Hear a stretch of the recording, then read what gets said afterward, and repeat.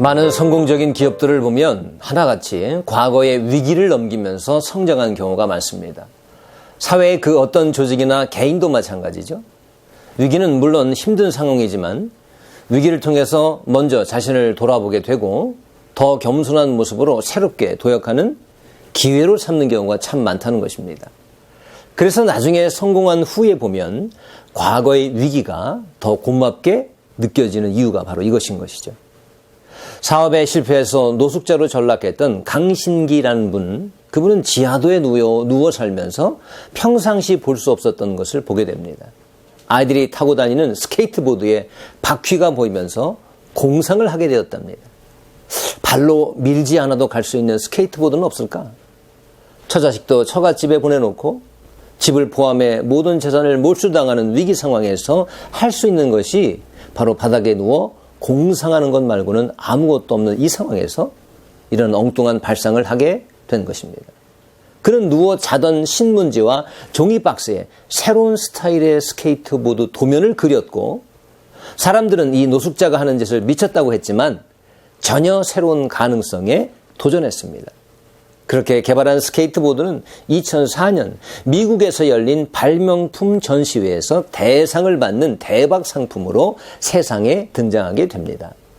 두 개의 나뉜 판을 중간에 토션 바로 연결해서 중심만 잡고 흔들면 속도를 낼 수 있는 S보드라는 발명품을 탄생시킨 것이었습니다. 사업의 실패는 강신기 씨 개인에게는 분명 고통스러운 위기였지만 이 위기가 그를 새롭게 도약하는 기회로 만들어준 것이었습니다. 사도 바울은 자신 있게 아테네로 향했습니다. 그는 그리스도인이 되기 전에 가말리엘 문화생으로 당시 주류를 이루었던 헬라 철학적 변증 방법론에 아주 익숙했던 사람이었습니다. 그는 당당하게 아테네에 입성해서 자신 안에 익숙해져 있던 방법론으로 복음을 전할 생각을 가졌습니다. 그래서 그 당시 토론의 장이었던 장터, 즉 아고라로 향합니다. 거기서 에피쿠루스와 스토아 철학자들과 한판 논쟁도 벌입니다. 논쟁을 통해서 논리적으로 복음을 설득하려던 것이었죠. 하지만 그의 이런 시도는 철저한 실패로 들어갑니다. 그의 아테네 전도는 단 2사람만을 개종시키는 데서 끝나고 말았습니다. 사도 바울의 선교 역사상 가장 최악의 위기가 되고 말았던 것입니다.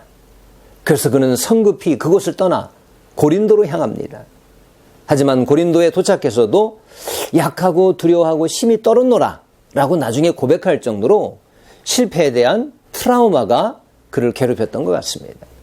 하지만 그는 그 위기를 통해 자신이 아직도 얼마나 세상적인 수단에 의지해서 복음을 증거하려고 했는가, 이것을 먼저 깨닫게 되죠.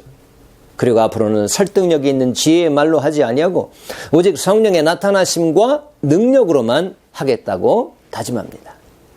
결국 아테네에서의 위기가 새로운 도약의 기회가 되어서 오직 성령의 능력에만 의지하고 그리스도의 십자가만 전하고자 했을 때 놀라운 성과를 고린도에서 거두게 되는 것입니다. 위기가 바로 사도 바울에게는 또 다른 기회가 된 것이죠. 그렇습니다. 당분간의 위기가 극복되기만 하면 또 다른 눈이 열리며 또 다른 기회로 다가오게 될 것입니다. 불이 활활 타오르는 위기라는 용광로를 통과하여 가장 순수하고 소중한 것만이 정제되어서 인내자의 손에 들려있게 될 줄 믿습니다. 하나님은 골리앗을 쓰러뜨린 다윗을 내친 김에 이스라엘 군대의 장교로 발탁되어서 군대 통솔력을 기르다가 이스라엘의 왕으로 세우는 방법도 있지만 그 방법을 택하지 않았습니다. 다윗을 왕으로 세울 방법으로 바로 위기를 택하신 것입니다.